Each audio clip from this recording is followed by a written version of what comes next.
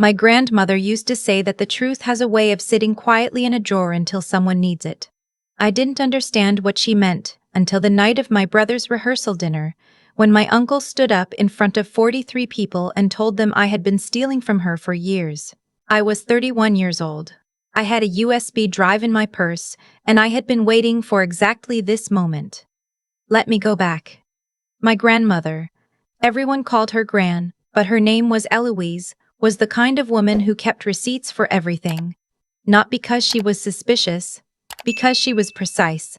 She had a little accordion folder in the kitchen drawer next to the phone charger, and every bill, every bank statement, every handwritten note went in there. When I was a little girl visiting her on weekends, she would let me organize them by color while she made breakfast. It was the most orderly thing I had ever seen in my life, and I loved her for it. My mother's side of the family was not orderly. My mother, Gran's daughter, had 4 siblings, 2 brothers and 2 sisters, and the 5 of them had spent my entire childhood rotating through various grudges and reconciliations.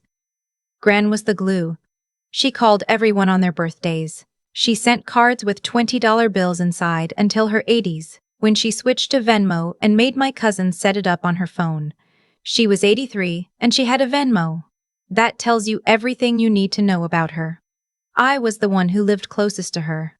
After I finished my nursing degree and started working at the hospital 20 minutes from her house, I started stopping by twice a week, just to check on her. She was sharper than most people half her age, but she had some balance issues and she lived alone since my grandfather passed in 2019. My mother worried. My uncles and aunts said they worried, but showed up about twice a year combined. Gran and I fell into a rhythm. Tuesdays I would bring dinner. Fridays I would take her grocery shopping and we would stop at the coffee place she liked on the way back. We talked about everything: her childhood, my work, her opinions on reality television, which were extremely detailed and completely unprompted. I loved those conversations more than I have ever been able to fully explain.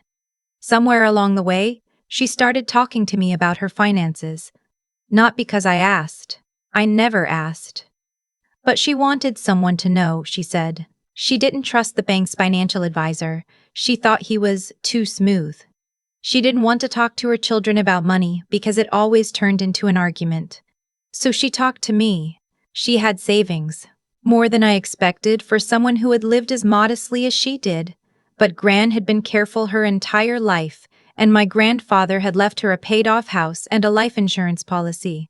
She also had her accounts, some investments, and the house itself, which was in a neighborhood that had gotten considerably more valuable over the decades. About 2 years ago, she told me she was updating her will. She had an attorney she trusted, an older woman named Beverly who had done their estate planning for years. Gran went to see Beverly on a Thursday morning in October, and she came home and called me and said, "I want you to know what I've done because I want you to understand why." She had split the estate between her 5 children equally, with one exception. She had set aside a specific amount. She told me the exact number to go to me directly, separate from my mother's share. Not because she loved me more than her own children, she said, but because I had shown up. And she wanted to make sure that I knew she saw that. I told her she didn't have to do that. She said she knew she didn't have to. That was the whole point. I did not tell anyone she told me this. It wasn't my news to share. And honestly, I felt a little uncomfortable about it. Not because I didn't appreciate it, but because I knew how my family worked. I knew that certain people would have opinions. Specifically, I knew my uncle, my mother's oldest brother, would have opinions. His name is Sterling, and Sterling has always believed that what is the family's is his. He's the oldest, which in his mind has always meant he is the most important. When my grandfather was alive, Sterling was the one who managed things, meaning he made decisions and informed everyone else after the fact.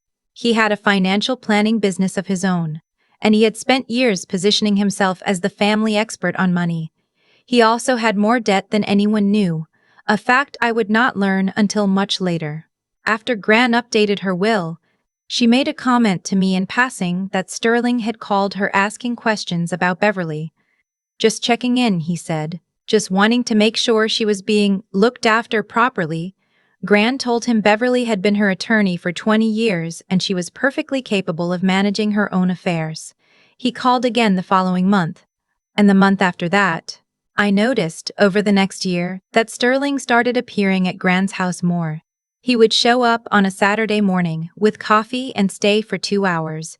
He started calling himself her point of contact at family gatherings, just casually inserting that phrase, like it was an official title. He offered to drive her to appointments. Gran, who was privately suspicious but also conflict-averse with her children, let some of it happen. What I did not know then was that he had convinced her to let him help review her accounts. She mentioned it to me once, and I felt a pull of worry, but she said it was fine, it was just Sterling, and I didn't want to make her feel like I was questioning her judgment. I should have pushed harder. I think about that often. In November of last year, Gran had a fall. Not serious, she bruised her hip, spent 2 nights in the hospital, came home. But it scared everyone, including her. Sterling used this moment to escalate. He started talking about simplifying her finances, consolidating accounts. For ease of management, he said. So things are easier for everyone when the time comes. Gran was 85 and she had just had a fall and she was a little frightened, and he was her son. She let him help consolidate 2 of her accounts. I found out because she mentioned it to me in February, almost in passing. Like she was telling me about a change in her grocery order. She said Sterling had been very helpful. She said she felt like things were more organized. She died in March. A stroke. At home. Fast. The way she would have wanted, her doctor told us, which I know was meant to be comforting, and was, a little. The weeks after were a blur. Arrangements, family flying in, the service, the reception at her house afterward where I stood in her kitchen and couldn't stop thinking about that accordion folder in the drawer. I found it. Whoever was going through her things had set it aside and I took it home. Not because I had a plan, just because it felt wrong to leave it there. That's when I started noticing things didn't add up.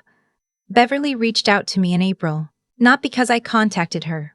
She called my mother to ask about the estate process, and my mother, who was overwhelmed and trusts me with paperwork, handed the phone to me. Beverly was careful with her words.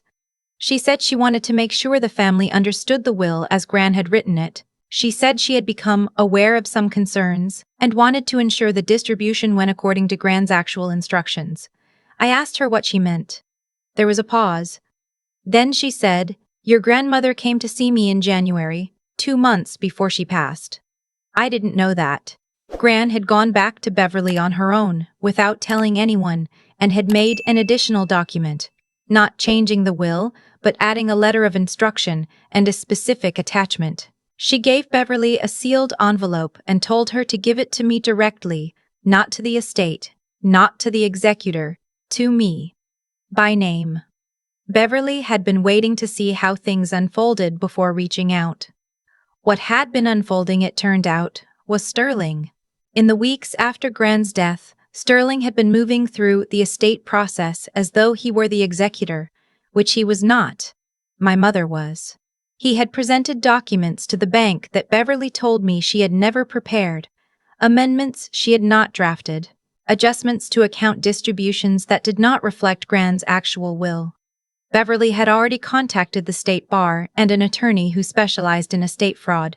She asked me if I still had that accordion folder. I went home that night and I sat on my kitchen floor and I went through every single page.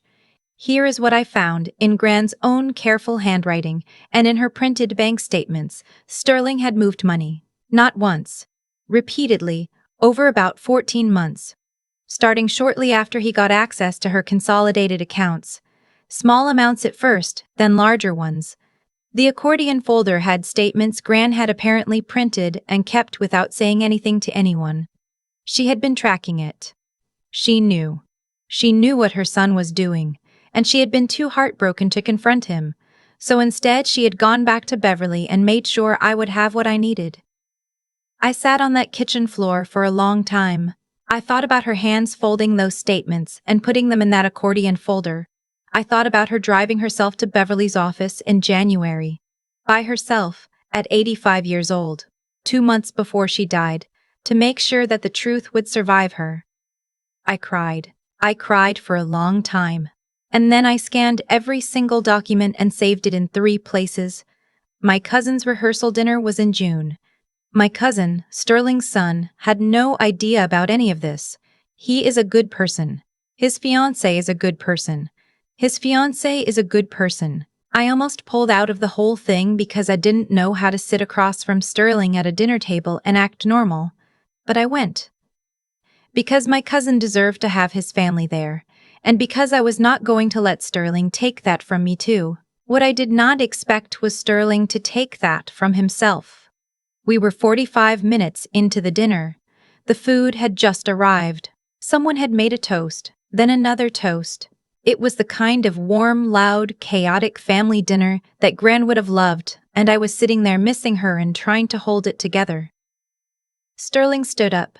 He started with something about family, about how Gran would have wanted everyone together, about legacy and love and what it means to take care of each other.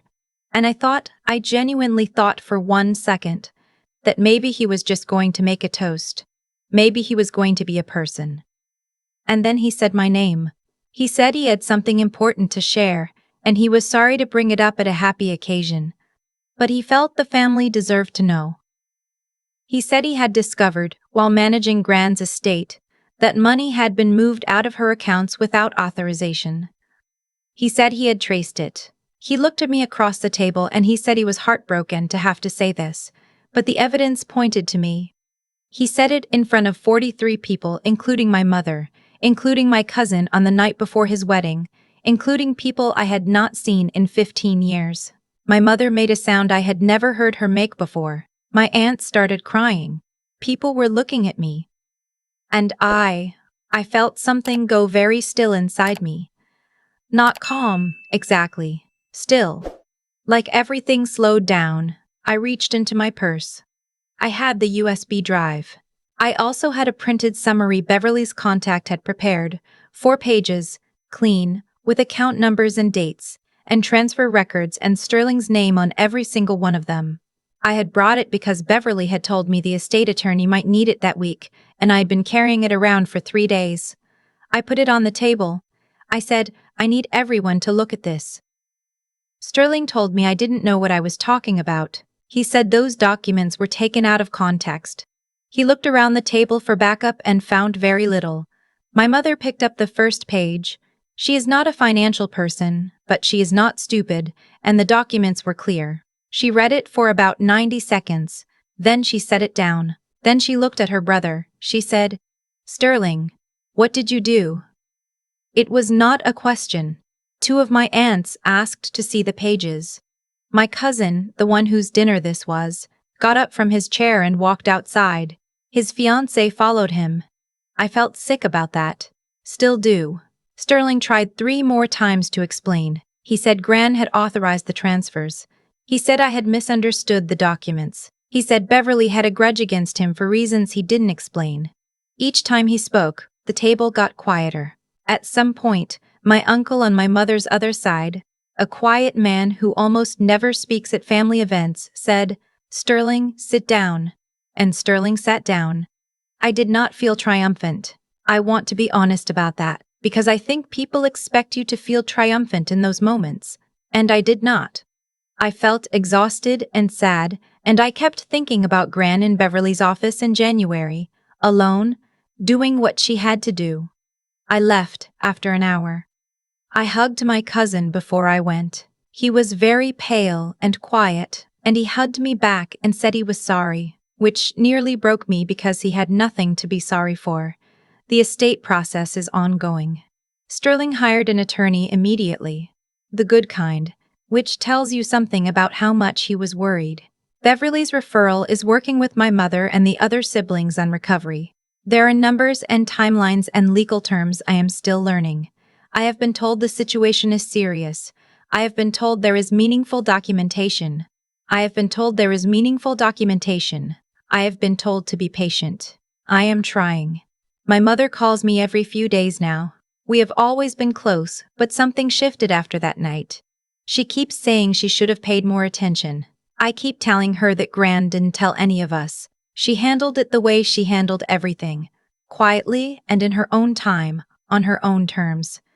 Gran was like that. She didn't make noise. She just made sure. I think about her accordion folder. I think about how she printed those statements and put them in order and went to see Beverly and handed over that sealed envelope. She was 85 years old, and she had just had a fall and she was watching her son steal from her, and she never said a word to him. She just quietly made sure the truth would land where it needed to. I keep that envelope she left for Beverly to give me on my nightstand. It was a letter mostly. She told me she was proud of me. She said she knew I would figure out what to do. She said she was sorry I would have to deal with it. She was apologizing for him. Even then. I carry that the way you carry things that are too heavy to put down. Not easily, not without feeling the weight, but carefully, because it matters. My cousin got married the following afternoon. I was there. His fiancée looked beautiful. My aunt cried the good kind of tears, which after everything felt like something close to mercy.